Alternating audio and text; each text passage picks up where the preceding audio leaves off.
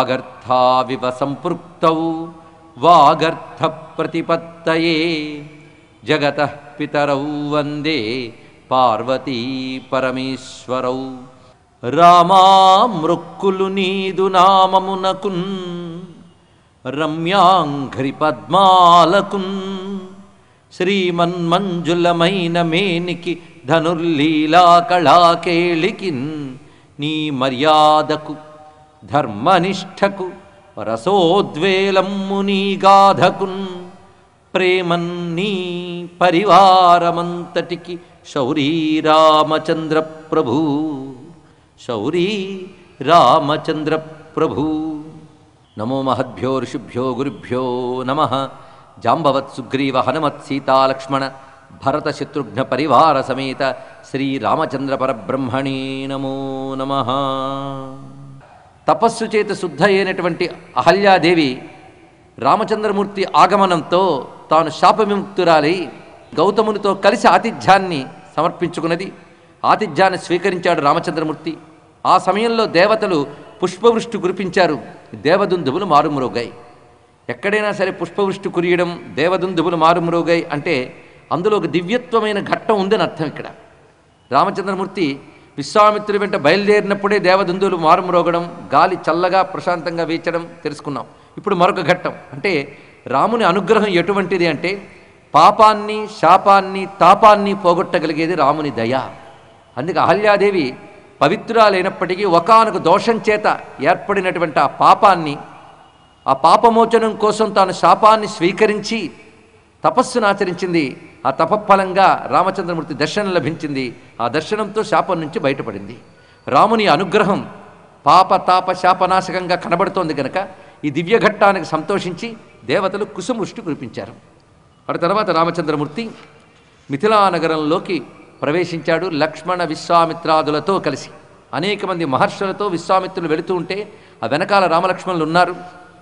అప్పటికే అనేక మంది ఋషులు చేరుకున్నారు మిథిలానగరానికి. ఎందుకంటే జనక మహీపతి ఒక యజ్ఞాన్ని చేస్తున్నాడు. ఎప్పుడైనా సరే లోకపాలకులైనటువంటి రాజులు ఆ రోజుల్లో లోకక్షేమం కోసం ఏదో ఒక యజ్ఞం చేసేవారు. లోకానికి కరువు కాటకాలు రాకుండా ఉండడానికి, ప్రకృతి అనుకూలించడానికి, పవిత్రమైనటువంటి శుభాలు కలగడానికి యజ్ఞాలు చేస్తూ ఉంటారు. యజ్ఞముల ద్వారా దేవతలను తృప్తిపరిచి దేవతల ద్వారా లోకానికి క్షేమం కలిగించడం అనేది భారతీయ సంస్కృతిలో ఉన్న గొప్ప విషయం. అందుకే ఆనాడు చక్రవర్తులందరూ కూడాను యజ్ఞాలు చేసేవారు. యజ్ఞము ద్వారా లోకక్షేమాన్ని కలిగించేవారు. మన దేశమే యజ్ఞ సంస్కృతి. అందుకే రామాయణం కూడా ఒక యజ్ఞస్వరూపంగానే మనం దర్శిస్తున్నాం.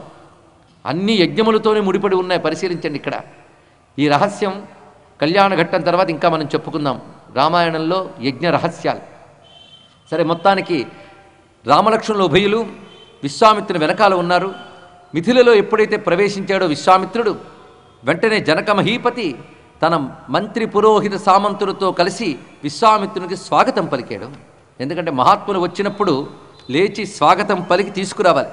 అలా పురప్రవేశం చేసినటువంటి విశ్వామిత్రునకు శతానందం పురస్కృత్య పురోహితమనిందితం ప్రత్యుజ్జగామ సహసా వినయేన సమన్వితః. కొన్ని మాటలు వాల్మీకి చెప్తున్నప్పుడు ఆనాటి సంస్కారం ఎలా ఉండాలో తెలుసుకోవాలి. వినయేన సమన్వితః, మహాత్ముల వద్దకు వినయంగా వెళుతున్నాడు అంత రాజు కూడా. శతానందం పురస్కృత్య, తన ముందు శతానందుని పెట్టుకున్నాడు. శతానందుడంటే అహల్యా గౌతముల యొక్క పుత్రుడు, జనక మహీపతి యొక్క పురోహితుడు. అటువంటి మహాత్మునితో కలిసి వెళ్ళి విశ్వామిత్రుని స్వాగతములు పలికి వారికి సరైనటువంటి వసతి సదుపాయాలు ఏర్పరిచారు. ఎందుకంటే వందలాది మంది మహర్షులు వచ్చారు అక్కడికి.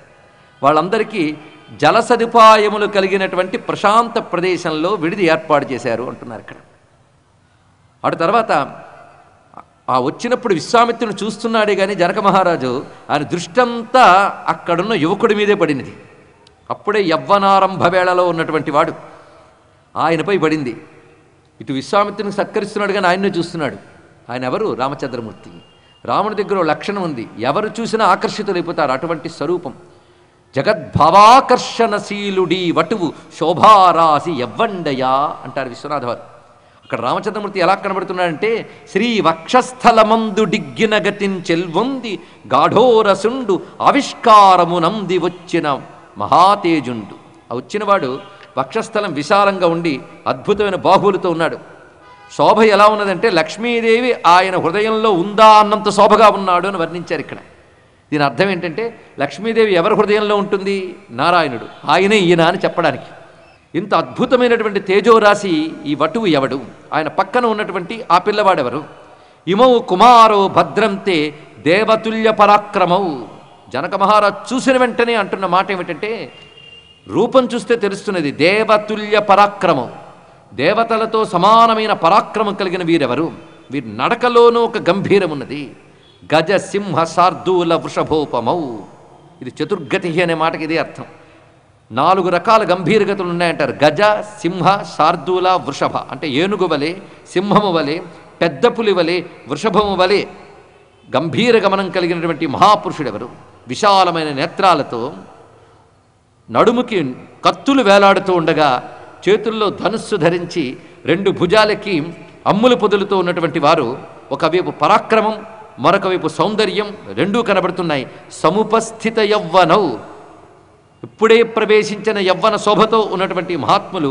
వరాయుధు ధరు వీరౌ, శ్రేష్టమైన ఈ ఆయుధములు ధరించిన వారు వీరెవరు అని ప్రశ్నించాడు. అక్కడ మహానుభావుడైన జనక మహారాజు విశ్వామిత్రునికి స్వాగతం పలికి వారు ఉచితాసనములపై కూర్చుండజేసిన తర్వాత, అప్పుడు విశ్వామిత్రుడు వారెవరో చెప్పడానికి ముందు అక్కడున్న శతానందుడిని చూసి ఒక చిన్న నవ్వు నవ్వాడు. నవ్వి చెప్పడం మొదలు పెడుతున్నాడు. ఎంత చమత్కారంగా చెప్తున్నాడంటే, వీళ్ళ పేర్లు రాముడు లక్ష్మణుడు అని చెప్పలేదు ఆయన. పరిచయం చేస్తున్న విధానం ఎంత అద్భుతంగా ఉంది. వీరు విదేహ రాజా, దొరికినా రెచ్చోటనో నాకు చెప్తున్న చమత్కారం. వీరు ఒక చోటు దొరికారు నాకు.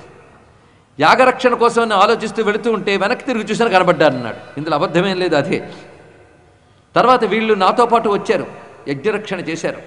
మారీచ సుబాహులనేటువంటి ధనుజులని అద్భుతంగా శిక్షించాడు ఈ పెద్దవాడు. ఇతని పరాక్రమం సామాన్యం కాదు. ఆ త్రోవలో వస్తూ ఉంటే అనేక మంది మహర్షులని స్తుతించారు.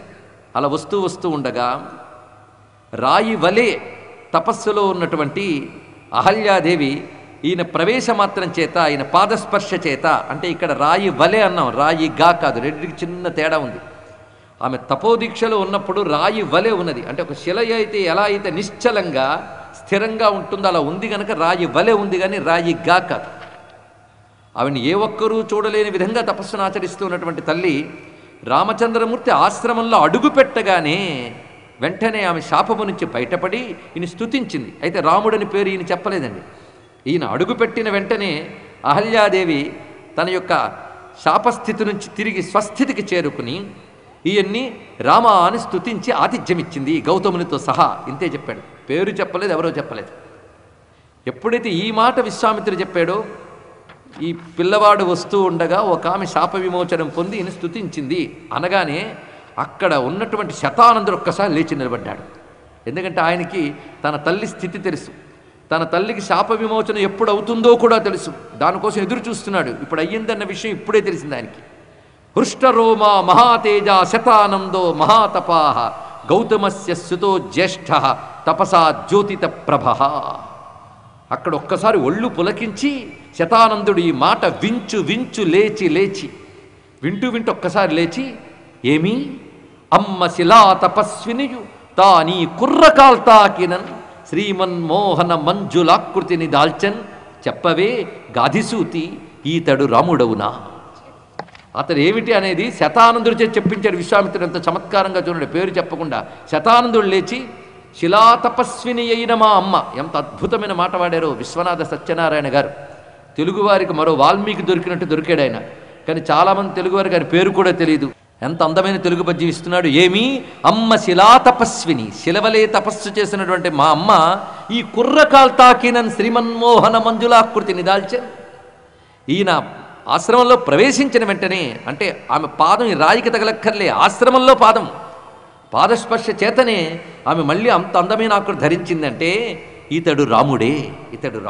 ఎందుకంటే ఆ రామచంద్రమూర్తి వల్లనే శాప విమోచనం జరుగుతుందని మా నాన్న చెప్పారు. అప్పటి నుంచి ఎదురు చూస్తున్నాను, ఇతడు రాముడేనా అని అంటూ తిన్నగా దగ్గరికి వెళ్ళిపోయాడు రాముడి వద్దకు. దశరథపుత్రుడైన రామచంద్రమూర్తి ఇతడు అంటున్నాడు శతానందుడు. ఆ మాట అప్పుడు జనక మహీపతికి అర్థమైంది. దగ్గరికి వెళ్ళి రాముడిని చూస్తూ ఆనందపరవశుడే. ఎందుకంటే ఈయన కూడా మహర్షి కదా. మహర్షికి రాముడు మామూలు మానవుడు కాదు, సాక్షాత్ నారాయణుడు, పరమాత్మ. అందుకే రామచంద్ర పరబ్రహ్మగా దర్శిస్తూ కళ్ళ నిండా ఆనందాశ్రులు పెట్టుకుని 2 చేతులతో దోయిలించి ఒక మాట అంటున్నాడు, రామా, ఈ నవ్వు, ఈ అందమైన నీ ముఖము, నీ పాదములు చూసిన ధన్యుణ్ణయ్యను.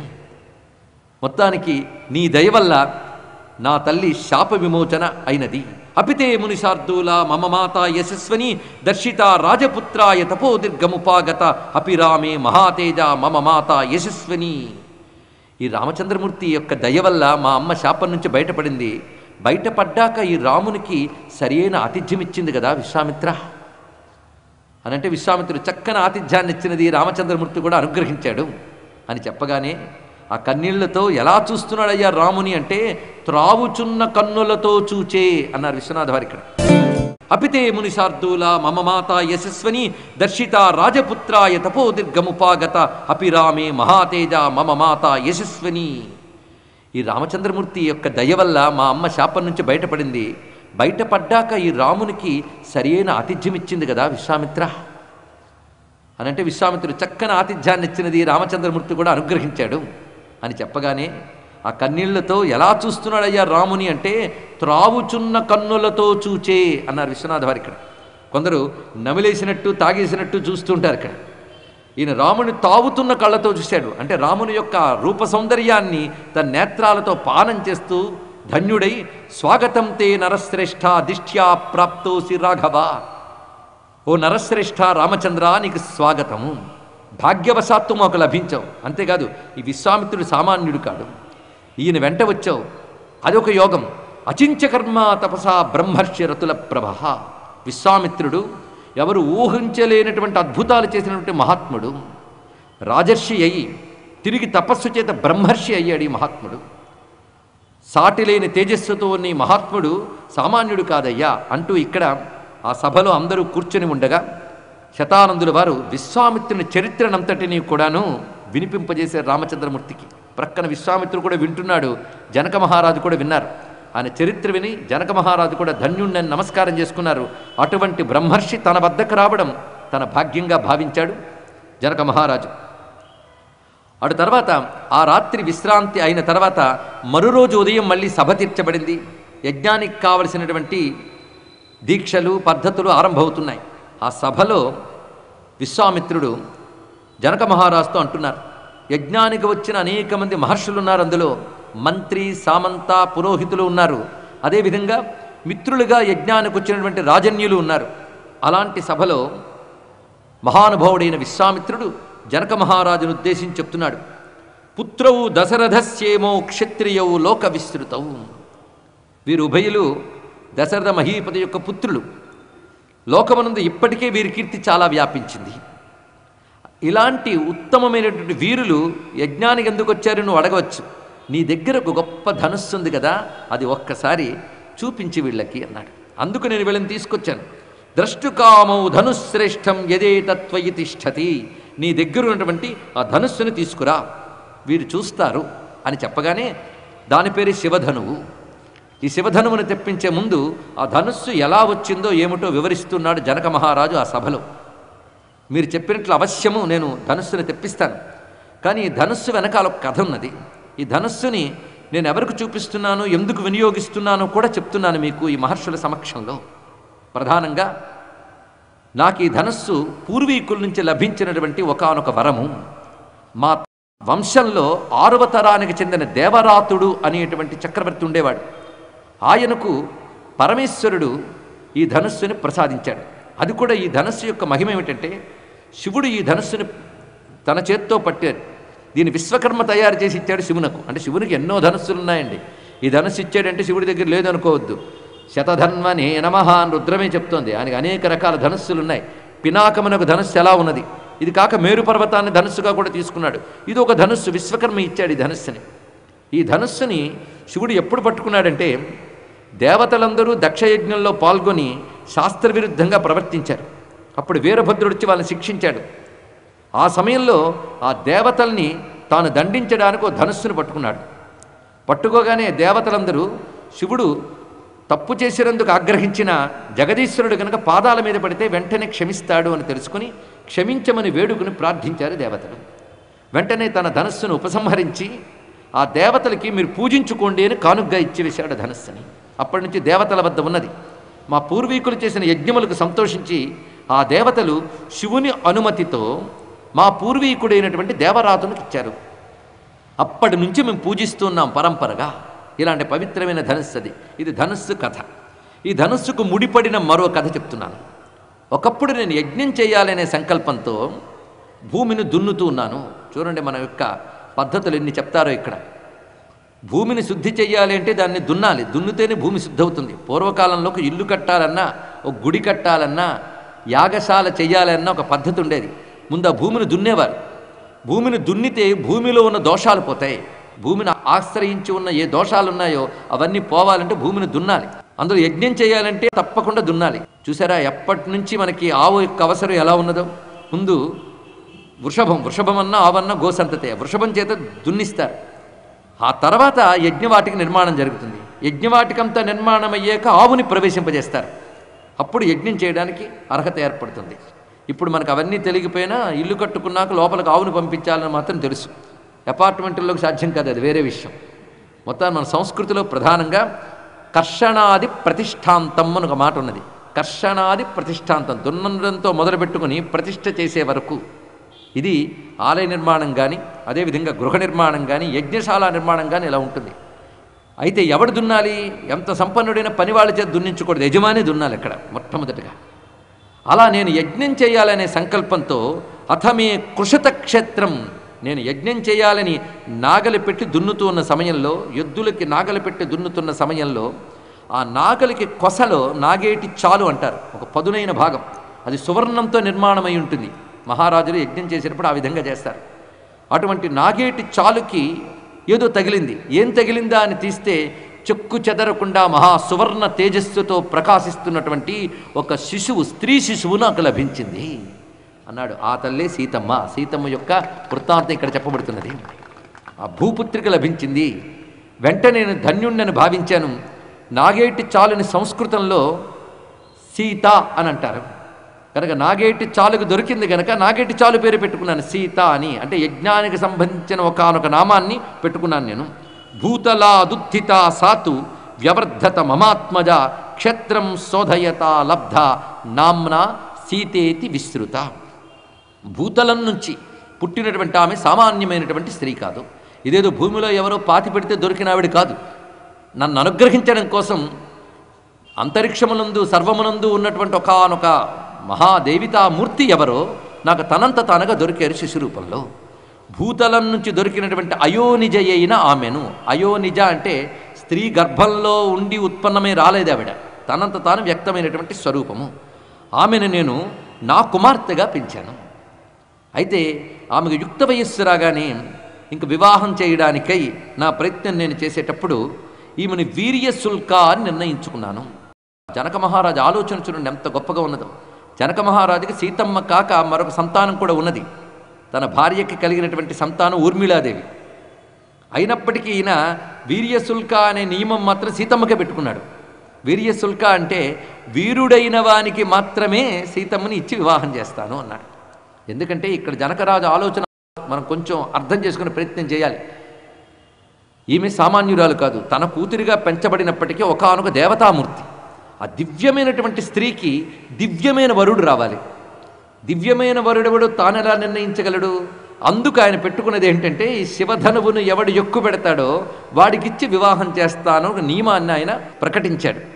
ఎందుకంటే శివధనువు పట్టుకోవడానికి ఒక దివ్యత్వం ఉండాలి, పట్టి ఎత్తి నిలబెట్టడానికి ఒక దివ్యత్వం ఉండాలి, ఎక్కువ పెట్టడానికి దివ్యత్వం ఉండాలి. అది కానీ ఎక్కువ పెట్టాడా వాడు దివ్యమైన వాడే అయి ఉంటాడు, దివ్యమైన వీరుడవుతాడు. అటువంటి వాడికి ఈ దివ్యమైన అయోనిజ అయిన సీతమ్మని ఇచ్చి వివాహం చేయాలి. ఇదే అతని నియమం. అందుకు వీర్యశుల్క, పరాక్రముడైన వాడిని మాత్రమే ఆ పరాక్రమం పరిశీలించి తన కన్యని ఇవ్వాలని నిర్ణయించుకున్నాను. అలా నేను నిర్ణయించుకున్న తర్వాత అనేక మంది నా యొక్క ప్రకటన విని వచ్చారు. వచ్చి ధనుస్సును ఆఖరికి కదల్చడానికి కూడా వాళ్ళ చేత కాలేకపోయింది. ఇంకెక్కువ పెట్టడం దాకా ఎందుకు, నశేకుర్ గ్రహణే తస్యా ధనుషస్తోలనేపివా. వాళ్ళు ఎక్కువ పెట్టలేకపోయారు సరికదా, ఆఖరికి తోలని కదల్చడానికి కూడా వాళ్ళ వల్ల కాలేదు. ఇలా భూమి యందు ఉన్న మహా వీరులు రాజపుత్రులు ప్రయత్నించారు, అందరూ విఫలురైపోయారు. విఫలులైపోయిన వాళ్ళందరూ ఏం చేశారంటే ఊరుకోకుండా నా మీద కోపంతో వాళ్ళందరూ కట్టకట్టుకుని సేనలు తీసుకుని నా మీదకి దండయాత్రకు వచ్చారు. నేను ఒక్కడిని ఎంతమందిని ఎదుర్కొంటాను, నా సైన్య బలం చాలలేదు. అప్పుడు నేను దీక్ష స్వీకరించి దేవతలకై తపస్సు చేశాను. అప్పుడు దేవతలందరూ నా ఎడల ప్రసన్నులై వాళ్ళ శక్తిని పంపించారు. ఆ దేవతా శక్తి చేత నాపై దాడికి వచ్చినటువంటి ఆ రాజులందరూ కూడా చెల్లాచెదరయ్యారు. మేము క్షేమంగా ఉండగలిగాం. ఈ ధనుస్సు వెనకాల కథ ఇది. ఇప్పుడు చూపించమన్నావు, వీళ్ళు వీరులే, చూపిస్తాను. యజ్జస్య ధనుషో రామ కుర్యాదారోపణం ముని సుతాం అయోనిజాం సీతాం దద్యాం దాశరథేరహం. దాశరథి అంటే దశరథరాజు పుత్రుడైన ఈ రాముడు శివధనుస్సును ఎక్కుపెట్టినట్లయితే అయోనిజయైన నా పుత్రికని ఈ దాశరథికి నేను సమర్పిస్తాను అని సభలో ప్రకటించాడు. వెంటనే ధనురానీయతాం, ధనుస్సును తీసుకురండి అని ఆజ్ఞాపించాడు. దీన్ని బట్టి సీతా స్వయంవరం అనే ఘట్టం జరగలేదు. మన సినిమాల్లో పిట్టకథల్లో చూసినట్లు స్వయంవరం జరగడం, ఎందరో రాజులు అక్కడ కూర్చోవడం, అందులో రావణాసురు కూడా వచ్చేయడం, ఇవన్నీ ఎవరెవరు బుద్ధులకు పుట్టిన కథలు. కానీ వాల్మీకి రామాయణం లేదు. రామాయణం గురించి ఎప్పుడు మాట్లాడినా ప్రమాణం వాల్మీకి రామాయణం. ఎవరు రామాయణం రచించినా వాల్మీకి నమస్కారం చేసే రామాయణం రాశారు. కానీ వాళ్ళకి తోచిన సరదా అంశాలను దాన్ని పెట్టేశారు. అవి సరదాగా చదువుకోవచ్చు, కానీ జరిగిందా లేదా, ప్రమాణం అవునా కాదా అని తెలుసుకోవాలంటే మాత్రం మనకు వాల్మీకి రామాయణమే ప్రమాణం. దీనికి విరుద్ధం కాని అంశములు పురాణాలు చెప్పినట్లయితే అవి కూడా ప్రమాణములే. పురాణాలు రామాయణంలో కొన్ని మర్మాలు, రహస్యాలు చెప్తూ ఉంటాయి. కనుక అవి ఎంత మేరకు తీసుకోవాలో అంత మేరకు తీసుకోవాలి. కానీ వాల్మీకంలో లేనివి మీకు ఎక్కడ కనబడినా ప్రమాణంగా తీసుకోరాదు. ఇది తెలుసుకోవాల్సింది. పైగా వాల్మీకానికి విరుద్ధమైనవి అసలు తీసుకోరాదు. కనుకనే స్వయంవరం అనేది జరగలేదు. ఎవరి పాటికి వాళ్ళు రాజులు రావడం, వాళ్ళు ప్రయత్నించడం జరిగిందే తప్ప రామచంద్రమూర్తి ధనుర్భంగం చేసే సమయంలో స్వయంవర సభ కాదు. యజ్ఞం కోసం వచ్చినప్పుడు జరిగిన ఒకానొక ముచ్చట ఇది, అంతే. ఇక్కడ ఇదే సమయంలో రావణాసురుడు ఏం స్వయంవరానికి రాలేదు. కొందరు పాపం తొందరపడిపోయి ముందే తెచ్చేశారు రావణాసురుడిని. వాడు ఇప్పటి నుంచి రాడు, మనకెందుకు తొందర, వాడు రావాల్సిన టైంలో వాడు వస్తాడు, వాడికి ఆయువు మూడినప్పుడు. ప్రస్తుతానికి మాత్రం ఈ సభలో వచ్చిన రాజులందరూ కూడా జనక మహారాజుకు మిత్రులుగా వచ్చారే తప్ప ధనుస్సు ఎక్కుపెట్టడానికి ఎవరు రాలేదు. ఇప్పుడు ప్రస్తుతం అది యజ్ఞం కోసం వచ్చినటువంటి సందర్భం.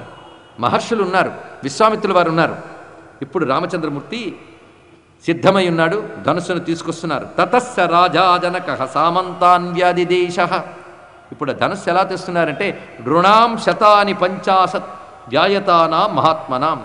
మంచి దీర్ఘకాయులైనటువంటి సేనలు మొత్తం 5,000 మంది పురుషులు ఒక పెట్టెని ఈడ్చుకు తీసుకొస్తున్నారు తోసుకుంటూ.